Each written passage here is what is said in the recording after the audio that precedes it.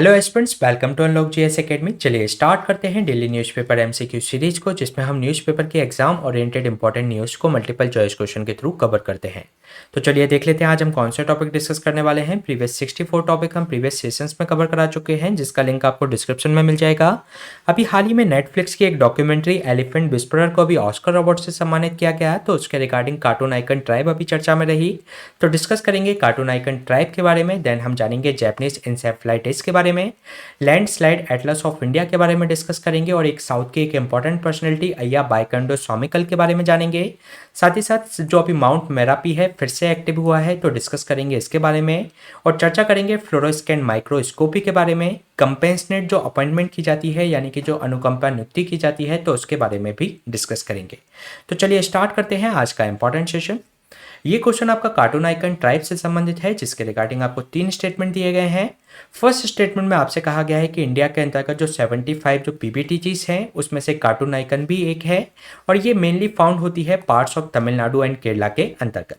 Second statement में आपसे कहा गया है कि ये कार्टून आइकन लैंग्वेज बोलते हैं, और इनको एक तरीके से नामा भाषा भी कहा जाता है कार्टून आइकन लैंग्वेज को, और इसका जो बेसिक जो ओरिजिन है साउथ द्रविडियन परिवार से हुआ है।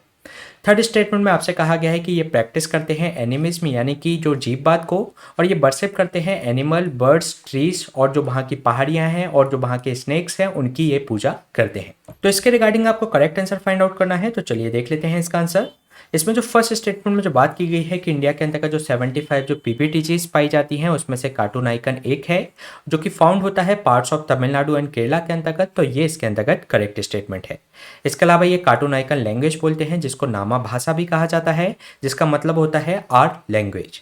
इसके अलावा इसका जो ओरिजिन है साउथ द्रविडियन ओरिजिन से है, तो ये भी इसके अंतर्गत करेक्ट स्टेटमेंट है।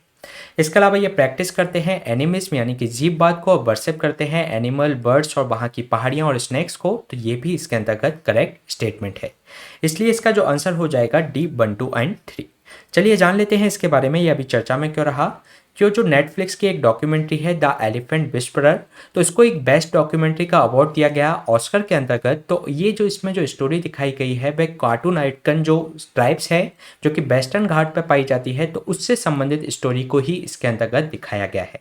इस कारण से ये अभी चर्चा में है। और इसके अगर हम बात करें तो ये जो 75 जो पर्टिकुलरली वल्नरेबल जो ट्राइबल ग्रुप्स हैं उसमें से ये एक है, और जो कि पाई जाती है जो तमिलनाडु एंड केरला के पार्ट्स में, और जो नीलगिरी वाला रीजन है और उसका जो सराउंडिंग रीजन है उसके अंतर्गत ये पाई जाती है।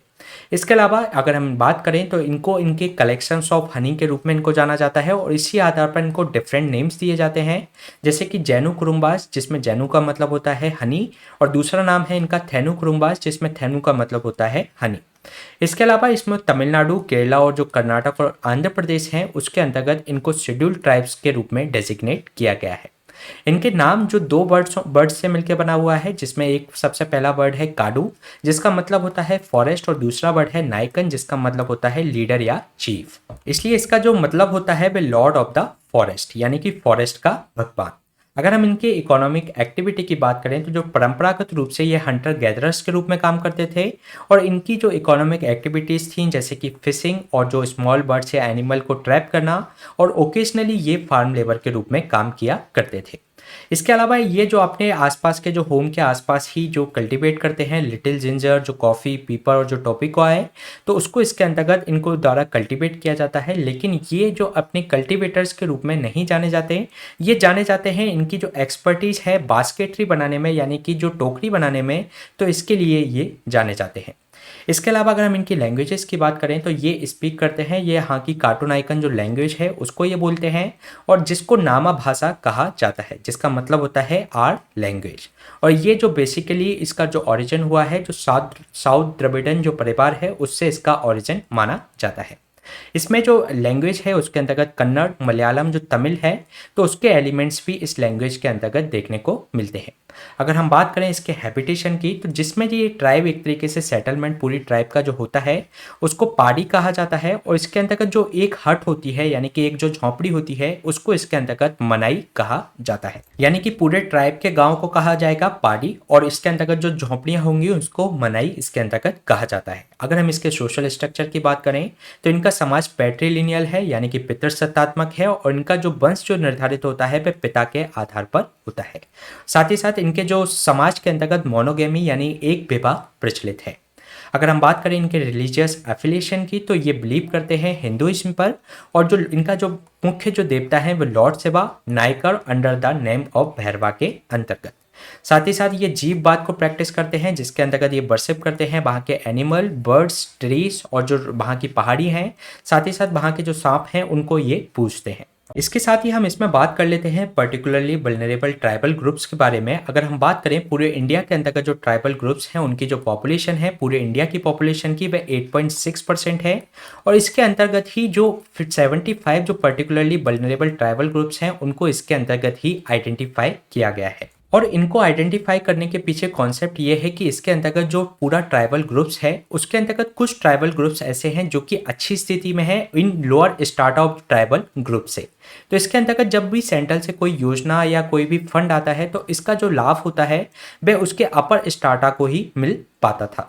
यानी कि जो ट्राइबल ग्रुप पहले से अच्छी स्थिति में है उन्हीं को ही उन योजनाओं का लाभ मिल पाता था। तो इसके लिए इसके अंतर्गत जो वल्नरेबल सेक्शंस हैं इस ट्राइबल ग्रुप्स के अंतर्गत ही उनको अलग से योजनाओं का लाभ दिया जा सके, इसलिए उनको एक अलग सेपरेट कैटेगरी के रूप में आइडेंटिफाई किया गया।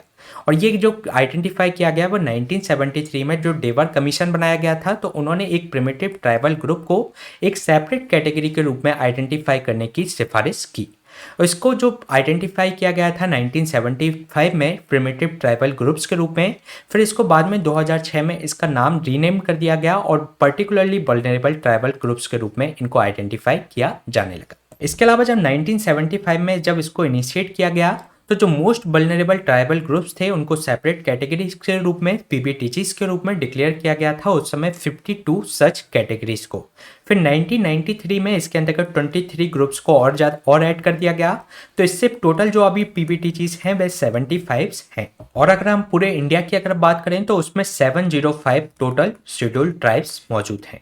इसके अलावा अगर हम बात करें इनके जो बेसिक कैरेक्टरिस्टिक्स होते हैं पीबीटीजीज के, तो ये एक तरीके से मोस्टली होमोजेनियस होते हैं और स्मॉल पॉपुलेशंस में रहते हैं और रिलेटिवली फिजिकली आइसोलेटेड होते हैं। साथ ही इनमें रिटन लैंग्वेज का एब्सेंस होती है, और जो इनमें टेक्नोलॉजी की जो रीच है जिसकी पूरे इंडिया के अंतर्गत है, तो उस तरीके की टेक्नोलॉजिकल रीच यहाँ पर नहीं होती, और ये इनका जो डेवलपमेंट का रेट जो होता है वह काफ़ी ज़्यादा स्लो होता है। इसके अलावा जो टोटल जो 75 जो पीबीटीजीज हैं उसमें से सबसे ज़्यादा जो नंबर आइडेंटिफाई किए गए हैं वह उड़ीसा स्टेट से किए गए हैं। तो ये क्वेश्चन हमने डिस्कस किया कार्डोनाइकन ट्राइब से संबंधित। चलिए चलते हैं नेक्स्ट क्वेश्चन पे। नेक्स्ट क्वेश्चन आपका जैपनीज इंसेफ्लाइटिस से संबंधित है, जिसके रिगार्डिंग आपको 3 स्टेटमेंट दिए गए हैं। फर्स्ट स्टेटमेंट में आपसे कहा गया है कि जो जैपनीज इंसेफ्लाइटिस है एक बैक्टीरियल ब्रेन इन्फेक्शन है। सेकेंड स्टेटमेंट में आपसे कहा गया है कि ये सेवरल प्लेसेस ऑफ इंडिया पे रिपोर्ट किया जाता है और इसका जो हाईएस्ट बर्डन देखा जाता है गोरखपुर रीजन ईस्टर्न उत्तर प्रदेश में देखा जाता है। इसके अलावा थर्ड स्टेटमेंट में कहा गया है कि जो जेनवैक वैक्सीन है डेवलप की गई है सीरम इंस्टीट्यूट ऑफ इंडिया के द्वारा in collaboration with national institute of virology जो पुणे में स्थित है। तो उसमें जो वायरस स्ट्रेन कलेक्ट किया गया था इंडिया में, तो उसके द्वारा इसको डेवलप किया गया है। तो इसके रिगार्डिंग आपको करेक्ट आंसर फाइंड आउट करना है, तो चलिए देख लेते हैं इसका आंसर। इसमें जो फर्स्ट स्टेटमेंट में जो बात की गई है कि जो जैपनीज इंसेफ्लाइटिस है एक बैक्टीरियल ब्रेन इन्फेक्शन है, तो ये एक बैक्टीरियल ब्रेन इन्फेक्शन नहीं बल्कि वायरल ब्रेन इन्फेक्शन है, तो ये इसके अंतर्गत रॉन्ग स्टेटमेंट हो जाएगा। इसके अलावा ये जो रिपोर्ट किया जाता है सेवरल प्लेसेस ऑफ इंडिया और इसका जो हाईएस्ट बर्डन देखा जाता है गोरखपुर रीजन ईस्टर्न उत्तर प्रदेश में, तो ये इसके अंतर्गत करेक्ट स्टेटमेंट है। इसके अलावा जो जेनवैक जो वैक्सीन है डेवलप की गई है भारत बायोटेक के द्वारा, ना कि सीरम इंस्टीट्यूट ऑफ इंडिया के द्वारा, in collaboration with national institute of virology जो कि पुणे में स्थित है। और इसमें जो वायरस स्ट्रेन जो कलेक्ट किया गया था इंडिया के अंतर्गत ही उसको कलेक्ट करके इसको डेवलप किया गया है, तो ये इसके अंतर्गत रॉन्ग स्टेटमेंट हो जाएगा, इसलिए इसका जो आंसर होगा C2 ओनली। चलिए जान लेते हैं अभी चर्चा में क्यों रहा। एक जो चाइनीज वैक्सीन है जो कि जैपनीज इंसेफ्लाइटिस के लिए इसको यूज किया जाता था, तो उसकी जो एफिकेसी देखी गई वह काफ़ी ज़्यादा कम है। इसके अलावा अगर हम बात करें जैपनीज इंसेफ्लाइटिस की, तो ये एक तरीके का वायरल ब्रेन इन्फेक्शंस है और इसके अंतर्गत जो माइक्रोब्स होते हैं जैपनीज इंसेफ्लाइटिस वायरस के अंतर्गत, जो कि फ्लैबी वायरस से संबंधित है, जो कि रिलेट होता है डेंगू, येलो फीवर्स होते हैं, वेस्ट नाइल जो वायरस होते हैं, जो कि स्प्रेड किए जाते हैं मॉस्किटो के द्वारा। इसके अगर हम वेक्टर की बात करें तो ये जो डिसीज है ट्रांसमिटेड होती है ह्यूमन थ्रू द, जो उसके द्वारा काटने से, जो कि क्यूलेक्स स्पीसीज का जो मॉस्किटो होता है, जब वह ह्यूमन को काटता है तो ये ह्यूमन के अंतर्गत ट्रांसमिट होता है। अगर हम बात करें इसके स्प्रेड की, तो मोस्ट कॉमन जो रूरल एरियाज हैं साउथ ईस्ट एशिया के, उसके अंतर्गत ये देखा जाता है। साथ ही साथ जो पैसिफिक आइलैंड्स हैं और जो फार ईस्ट जो कंट्रीज हैं उसके अंतर्गत इसकी स्प्रेड देखी जाती है। साथ ही साथ अगर हम इसके कैरियर की बात करें तो जो वायरस है एक तरीके से पिग्स और बर्ड्स में पाया जाता है, और जब ये मॉस्किटो जब पिग और बर्ड्स को काटते हैं तो वह इससे इनके अंतर्गत फैल जाता है और जो कि इन्फेक्ट कर देते हैं बाद में ह्यूमन को। इसके अलावा अगर हम बात करें जैपनीज इंसेफ्लाइटिस इन इंडिया के बारे में, तो ये जो रिपोर्ट होता है सेवरल प्लेसेस इन इंडिया में, और इसका सबसे ज़्यादा जो बर्डन देखा जाता है जो गोरखपुर रीजन है ईस्टर्न उत्तर प्रदेश में, वहाँ पर इसका सबसे ज़्यादा डिसीज़ का बर्डन देखा जाता है। अगर हम बात करें इसके इम्यूनाइजेशन ऑफ चिल्ड्रन की, तो जो चाइनीज़ वैक्सीन से इसको शुरुआत की गई थी 2006 में, जिसमें जो चाइनीज़ वैक्सीन थी वह बच्चों के अंतर्गत इसको लगाई गई थी। इसके बाद इस चाइनीज़ वैक्सीन को जो हमारा यूनिवर्सल जो इम्यूनाइजेशन प्रोग्राम है उसको इसके अंतर्गत 2011 में शामिल कर दिया गया, और इसके अंतर्गत फर्स्ट इसको सिंगल डोज के रूप में किया गया था, फिर 2013 में इसको 2 डोजेस के रूप में दिया जाने लगा। लेकिन इसकी जो एफिकेसी है वह उसी तरीके से साबित हो जाती है कि जैसे कि इस वैक्सीन लगाए जाने के बाद भी हमारे यहाँ पर कई तरीके से जो आउटब्रेक देखा गया, जैसे कि गोरखपुर रीजन्स में इसके कई सारे केसेस देखने को मिले थे। इसके अलावा अगर हम बात करें जेनवैक वैक्सीन की, तो इसको डेवलप किया गया है भारत बायोटेक के द्वारा इन कोलैबोरेशन विद जो नेशनल इंस्टीट्यूट ऑफ जो वायरोलॉजी है पुणे में। तो और इसमें जो वायरस का जो स्ट्रेन जो कलेक्ट किया गया था वह इंडिया के अंतर्गत ही कलेक्ट किया गया था। इसके अलावा ये जो एक सुपीरियर प्रोटेक्शन प्रोवाइड कराई जाएगी, जो कि एंड ऑफ जो 2 इयर्स के जो चिल्ड्रन है और सिंगल डोज में ही इसको दिया जाएगा। और इसके अंतर्गत जो जेनवैक है अभी इसको सिंगल डोज वैक्सीन के रूप में दिया जाएगा, और इसमें जो 2 डोजेस ऑफ जो जेनवैक है उसको यूज किया जाएगा part of the universal immunisation जो प्रोग्राम है उसके अंतर्गत। तो ये क्वेश्चन हमने डिस्कस किया जैपनीज एन्सेफेलाइटिस से संबंधित। चलिए चलते हैं नेक्स्ट क्वेश्चन पे। नेक्स्ट क्वेश्चन है आपका लैंडस्लाइड एटलस ऑफ इंडिया से संबंधित, जिसके रिगार्डिंग आपको 2 स्टेटमेंट दिए गए हैं। फर्स्ट स्टेटमेंट में आपसे कहा गया है कि इसको रिलीज किया गया है जियोलॉजिकल सर्वे ऑफ इंडिया के द्वारा, और ये प्रोवाइड कराता है डिटेल्स अबाउट द जो लैंडस्लाइड्स हॉट स्पॉट है इन द कंट्री उसके बारे में। सेकेंड स्टेटमेंट में आपसे कहा गया है कि जो मिजोरम स्टेट है वह उसमें हाईएस्ट नंबर ऑफ लैंडस्लाइड्स देखे गए लास्ट 25 ईयर्स में अकॉर्डिंग टू द रिपोर्ट। तो इसके रिगार्डिंग आपको करेक्ट स्टेटमेंट फाइंड आउट करना है, तो चलिए देख लेते हैं इसका आंसर। इसमें जो फर्स्ट स्टेटमेंट में जो बात की गई है कि इसको रिलीज किया गया है, ये जियोलॉजिकल सर्वे ऑफ इंडिया के द्वारा इसको रिलीज नहीं किया गया, बल्कि इसको रिलीज किया गया है इसरो के द्वारा। तो ये इसके अंतर्गत रॉन्ग स्टेटमेंट हो जाएगा। इसके अलावा जो मिजोरम जो स्टेट है हाईएस्ट नंबर ऑफ लैंडस्लाइड्स वहाँ देखे गए लास्ट 25 ईयर्स में अकॉर्डिंग टू द रिपोर्ट, तो ये इसके अंतर्गत करेक्ट स्टेटमेंट है। इसलिए इसका जो आंसर हो जाएगा B2 ओनली। चलिए जान लेते हैं इसके बारे में। ये जो इसरो ने इसमें जो रिलीज किया है लैंडस्लाइड एटलस ऑफ इंडिया, इसकी जो एजेंसी है नेशनल रिमोट सेंसिंग सेंटर, जो under the Indian Space Research Organisation के अंतर्गत आता है, उसने रिलीज किया है लैंडस्लाइड एटलस ऑफ इंडिया को, जिसके अंतर्गत एक तरीके से डिटेल्ड गाइड है जिसके अंतर्गत हम जो लैंडस्लाइड जो हॉट स्पॉट हैं कंट्री में उसको आइडेंटिफाई कर सकते हैं। अगर हम बात करें इसमें उत्तराखंड, केरला, जम्मू कश्मीर और जो मिजोरम, त्रिपुरा, नागालैंड, अरुणाचल प्रदेश, इनमें हाईएस्ट नंबर ऑफ लैंडस्लाइड्स देखे गए 1998 से 2022 तक। इसमें मिजोरम सबसे टॉप पर रहा और इसके अंतर्गत लगभग 12,385 लैंडस्लाइड्स इवेंट्स देखे गए पास्ट 25 ईयर्स में।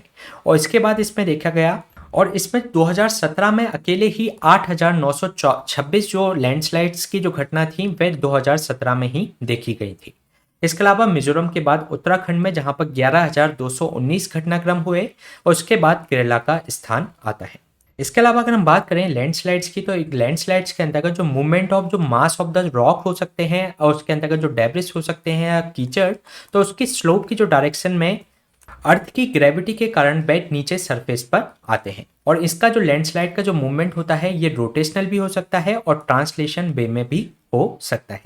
यानी कि जो इसमें जो रॉक्स हैं वे एक तरीके से रोटेशनल वे में आ सकती है और ट्रांसलेशन वे में, यानी कि वे इसमें खिसकते हुए नीचे आ सकते हैं। साथ ही साथ इसमें जो टाइप्स ऑफ फ्लो होते हैं, एक डेब्रिस का फ्लो होता है, साथ ही साथ इसमें अर्थ का साथ में फ्लो होता है उसकी ग्रेविटी के साथ में, और कीचड़ का भी फ्लो इसके अंतर्गत हो सकता है। और इसमें जो इसकी जो स्पीड है वह काफ़ी क्रीप यानी कि काफ़ी कम स्पीड के साथ में भी ये एक तरीके से लैंडस्लाइड हो सकती है। इसके अलावा अगर हम बात करें इस रिपोर्ट की फाइंडिंग्स के बारे में, तो इंडिया टॉप 4 कंट्रीज में शामिल है जहां पर हाईएस्ट लैंडस्लाइड रिस्क अवेलेबल है। और इसके कारण से कई सारे जो हमारी जो ह्यूमन लॉस है वह इसके अंतर्गत होता है लैंडस्लाइड के कारण। साथ ही साथ जो एटलस है एक तरीके से रिस्क असेसमेंट करता है और जो लैंडस्लाइड जो लोकेशंस है ड्यूरिंग द पीरियड 1998 से 2022 के बीच में, और एक तरीके से कवर करता है जो वल्नरेबल रीजन है इन द 17 स्टेट्स और 2 यूटीज के अंतर्गत in India in the Himalayan and western Ghats के अंतर्गत। इसके अलावा एक इसमें इंपॉर्टेंट बात यह है कि जो नॉर्थ वेस्ट जो हिमालय है वह कंट्रीब्यूट करता है 66.5% लैंडस्लाइड इन इंडिया। इसके बाद नॉर्थ ईस्ट हिमालय का नंबर आता है, फिर उसके बाद वेस्टर्न घाट में हमें इस तरीके की घटनाएं देखने को मिलती है। तो इसमें यह ध्यान रखिएगा जो सबसे ज़्यादा जो कंट्रीब्यूशन देखने को मिलता है वह नॉर्थ वेस्ट हिमालय में देखने को मिलता है, जबकि जो टॉप कंट्री है वह जो टॉप जो स्टेट है यानी कि जो मिजोरम स्टेट में जो सबसे ज़्यादा लैंडस्लाइड की घटना हुई पिछले 25 साल में, तो उसके अंतर्गत जो वो स्टेट आता है वह नॉर्थ ईस्ट रीजन के अंतर्गत आता है। लेकिन जो सबसे ज़्यादा जो घटनाएं देखने को मिलती हैं वह देखने को मिलती हैं नॉर्थ वेस्ट हिमालय के अंतर्गत। उसके बाद नॉर्थ ईस्ट हिमालय, देन आपका वेस्टर्न घाट इसके अंतर्गत आता है। और जो टॉप 5 जो डिस्ट्रिक्ट्स हैं जो कि इसमें जो सबसे ज़्यादा एक्सपोजर देखने को मिलता है लैंडस्लाइड का, उसमें रुद्रप्रयाग, और जो आपका टहरी जो गढ़वाल है उत्तराखंड के अंतर्गत, त्रिशूर है आपका केरला के अंतर्गत, राजौरी जम्मू एंड कश्मीर, और जो पलक्कड़ है केरला के अंतर्गत, इस तरीके की लैंडस्लाइड की घटनाक्रम यहाँ पर देखने को मिलते हैं। और ये 3 टाइप्स ऑफ लैंडस्लाइड इन्वेंट्री जैसे कि सीजनल, इवेंट बेस्ड और रूट वाइज ये आपको देखने को मिलते हैं। तो ये क्वेश्चन हमने डिस्कस किया लैंडस्लाइड एटलस से संबंधित। चलिए चलते हैं नेक्स्ट क्वेश्चन पे।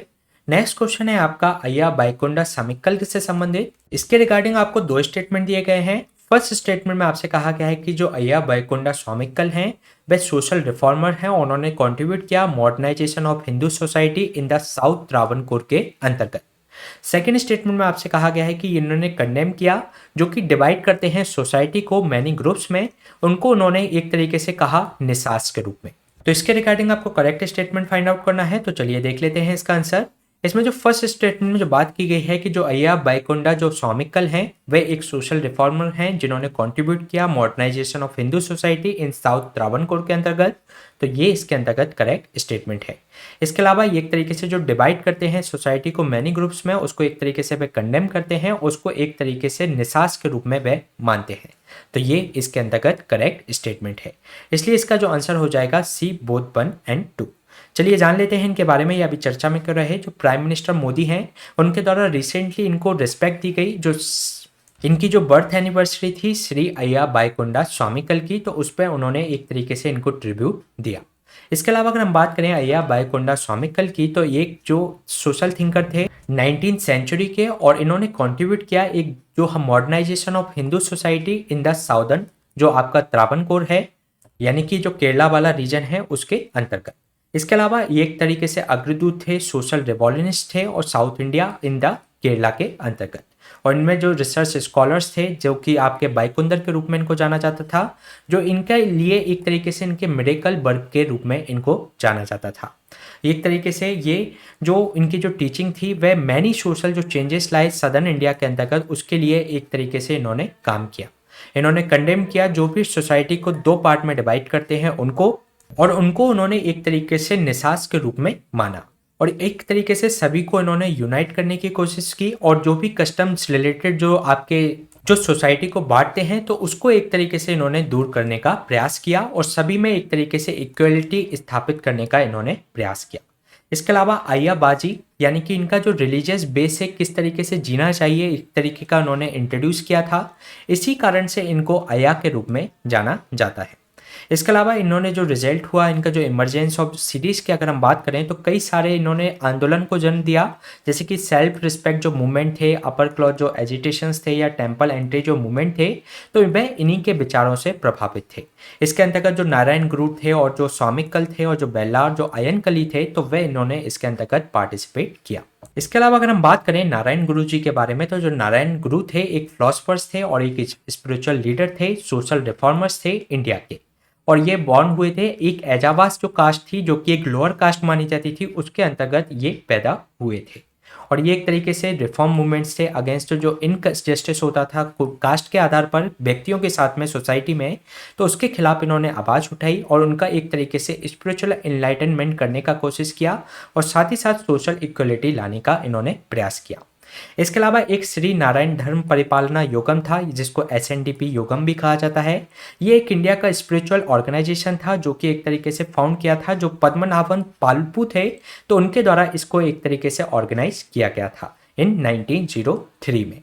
और ये जो गाइडेंस दिया था श्री नारायण गुरु ने इसमें दिया था, और इनका जो मेन एम था SNDP योगम का कि लोगों का स्पिरिचुअल रूप से अपलिफ्टमेंट करना, जो भी एजाबास और जो तैयार जो कम्युनिटी है उनके बीच में। इसके अलावा इससे रिलेटेड ही एक बाइकोम सत्याग्रह हुआ था 1924 में। ये जो मूवमेंट स्टार्ट हुआ था 30 मार्च 1924 में। जो बाइकोम का एक महादेव टेम्पल था, जिसके अंतर्गत हुआ क्या था कि जो लोअर कास्ट के जो पीपल थे, जो अवर्ण थे, उनको इसके अंतर्गत एंट्री डिनाई कर दी गई थी। और इसी के अगेंस्ट में ये बाइकोम सत्याग्रह स्टार्ट हुआ। इसके अंतर्गत जो सत्याग्रही थे, इन्होंने 3-3 लोगों का एक बैच बनाया और टेम्पल में एंट्री करने का प्रयास किया। जब इन्होंने टेंपल में एंट्री करने की कोशिश की तो इनको पुलिस के द्वारा अरेस्ट कर लिया गया। इसके अंतर्गत जो गांधी जी थे और जो स्वामिकल थे और जो श्री नारायण गुरु थे, उन्होंने इस मूवमेंट को सपोर्ट किया। साथ ही साथ ये मूवमेंट ने एक तरीके से होल ऑफ इंडिया में एक तरीके से इसने सपोर्ट गैदर कर लिया था। साथ ही साथ जो अकालीस थे पंजाब के, उन्होंने इसको सपोर्ट किया और उन्होंने वहाँ पर जो लंगर की व्यवस्था की सत्याग्रह हुई उसके लिए। और जो क्रिश्चियंस और मुस्लिम लीडर्स थे वे भी उन्होंने इस मूवमेंट को सपोर्ट किया। तो इसमें ध्यान रखिएगा, इसका जो वास्ट एक तरीके से कम्युनिटी से इसको सपोर्ट मिला था। साथ ही साथ जो गांधी जी इसका एक तरीके से वह इसके अंतर्गत चाहते थे कि ये जो रिफॉर्म मूवमेंट हो, एक तरीके से जो मूवमेंट किया जाए वह इंट्रा हिंदू अफेयर्स के अंतर्गत ही किया जाए, यानी कि इसमें हिंदू लोग ही भाग ले। इसके अलावा गांधी जी के एडवाइस पर ये मूवमेंट है, ये टेम्परेरी रूप से अप्रैल 1924 में इसको स्थगित कर दिया गया। इसके बाद इस मूवमेंट को स्थगित करने के बाद एक डिस्कशन हुआ, जो हिंदू के जो पीपल्स थे, हिंदू कास्ट के जो पीपल थे, उनसे एक तरीके से डिस्कशन हुआ और इसके बाद इस जो डिस्कशन था वह फेल हो गया और फिर इसके बाद इस मूवमेंट को फिर से स्टार्ट कर दिया गया। और इसके जो लीडर थे TK माधवन और जो KP केशव मेनन थे, उनको इसके द्वारा इसमें अरेस्ट कर लिया गया। साथ ही साथ जो EB रामास्वामी जो नायकर थे, पेरियार, जिनको पेरियार के रूप से जाना जाता है, वह भी तमिलनाडु से यहाँ पर आए और उन्होंने इसके अंतर्गत मूवमेंट को सपोर्ट किया और उनको इसके अंतर्गत अरेस्ट कर लिया गया। इसमें 1 अक्टूबर 1924 को कुछ सवर्णों का ग्रुप जो फॉरवर्ड कास्ट से संबंधित थे, वह इन्होंने मार्च निकालकर जो उन्होंने अपनी पिटीशन वहाँ की जो रानी थी, महारानी सेतु लक्ष्मीबाई, त्रावणकोर की जो महारानी थी, उनको एक तरीके से 25,000 सिग्नेचर करे हुआ एक तरीके की पिटीशन दी कि जो जो टेम्पल हैं उनको सभी के लिए खोल दिया जाए। यानी कि इसके अंतर्गत जो सवर्ण लोग थे उन्हीं के द्वारा ही ये पिटीशन दी गई थी।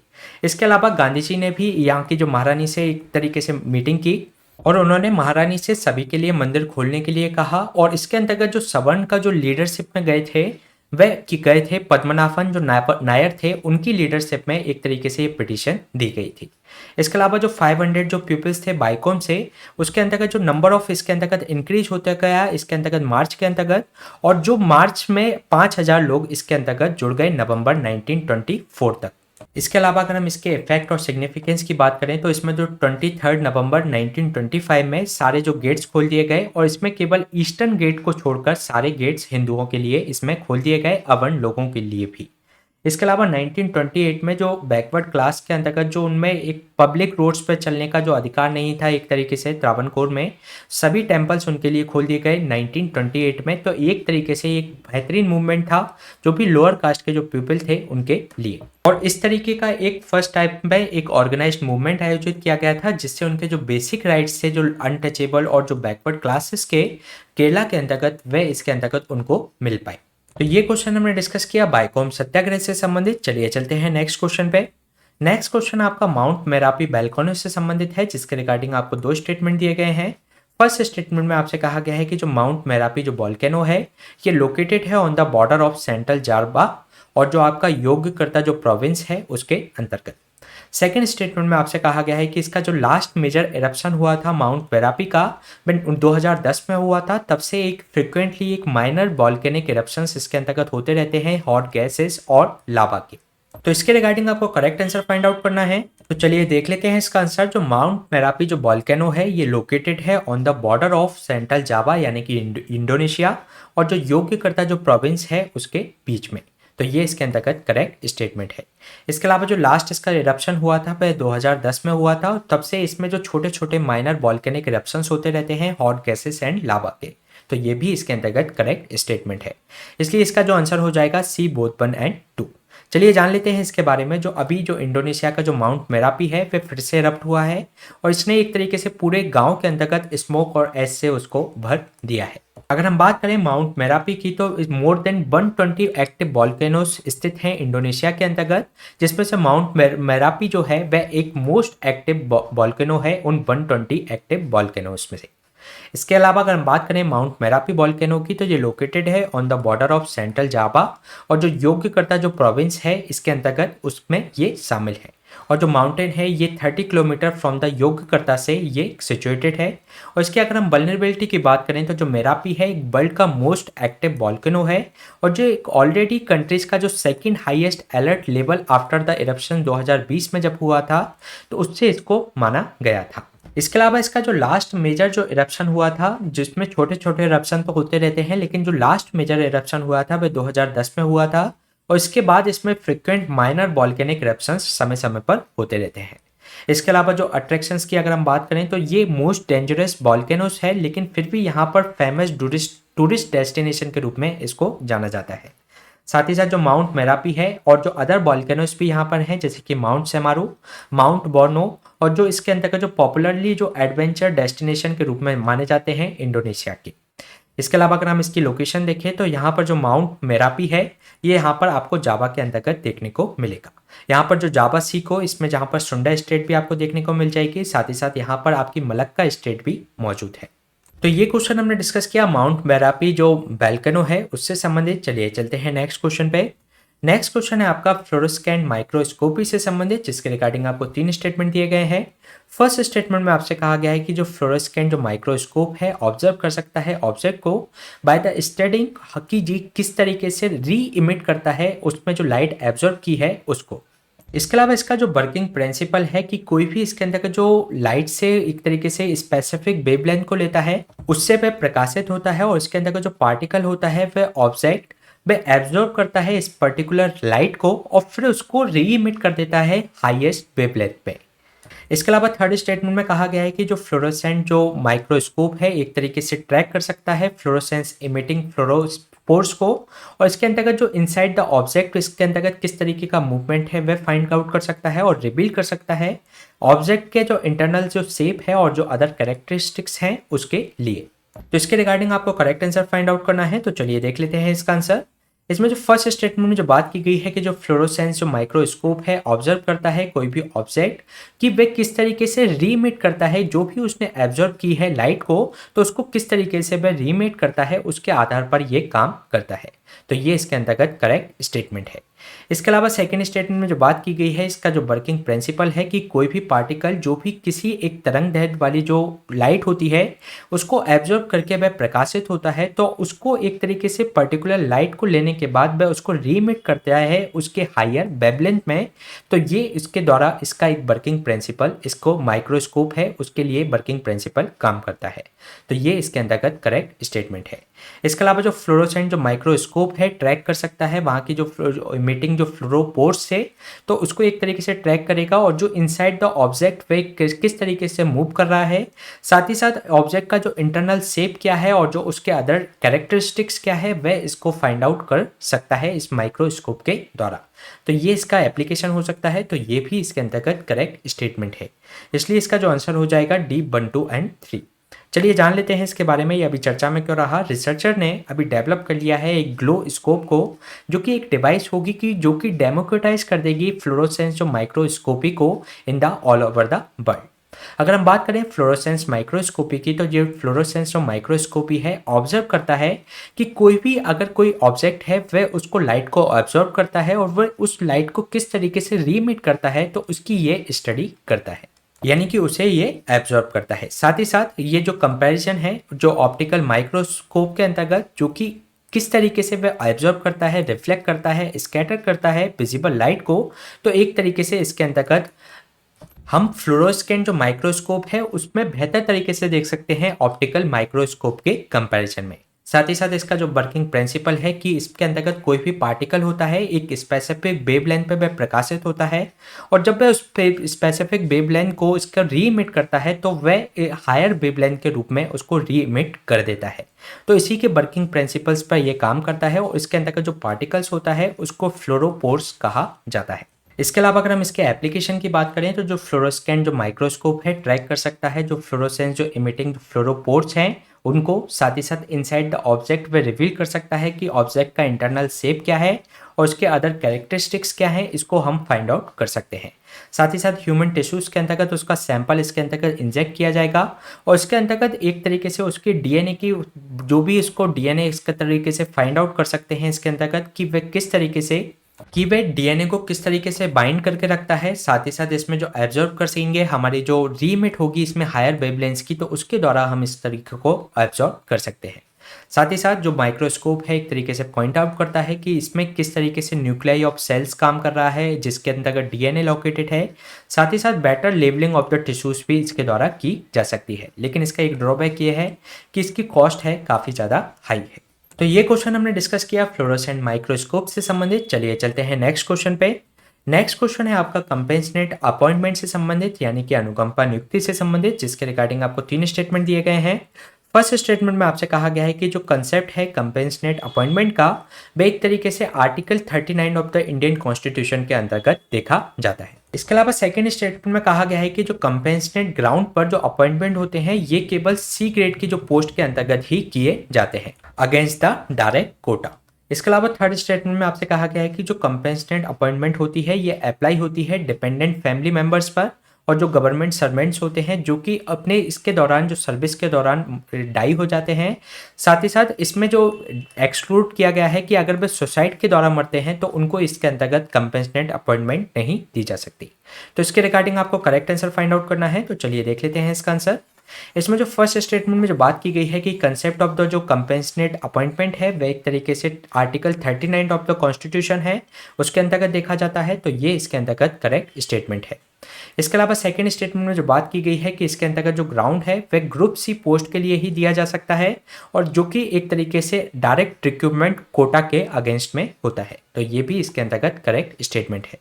इसके अलावा जो कंपेंसेट जो अपॉइंटमेंट है उन डिपेंडेंट फैमिली मेंबर्स को दी जा सकती है जिसके अंतर्गत उनकी सर्विस के दौरान अगर उनकी मृत्यु हो जाती है, लेकिन इसमें एक्सक्लूड नहीं किया गया है सुसाइड को बल्कि इसमें इंक्लूड है सुसाइड भी, तो ये इसके अंतर्गत रॉन्ग स्टेटमेंट हो जाएगा, इसलिए इसका जो आंसर होगा 1 and 2 ओनली। चलिए जान लेते हैं इसके बारे में ये अभी चर्चा में क्यों रहा। जो सुप्रीम कोर्ट है उसने कुछ रिजेक्ट कर दी है कुछ एप्लीकेशंस को कंपेंसेट अपॉइंटमेंट से संबंधित जो कि डिपेंडेंट थे, जो कि वेस्ट बंगाल के अंतर्गत कोई गवर्नमेंट एम्प्लॉय थे, तो उनकी मृत्यु के बाद उनके जो डिपेंडेंट लोग थे तो उन्होंने इसके अंतर्गत पिटीशन लगाई थी, तो उसको रिजेक्ट कर दिया गया है सुप्रीम कोर्ट के द्वारा।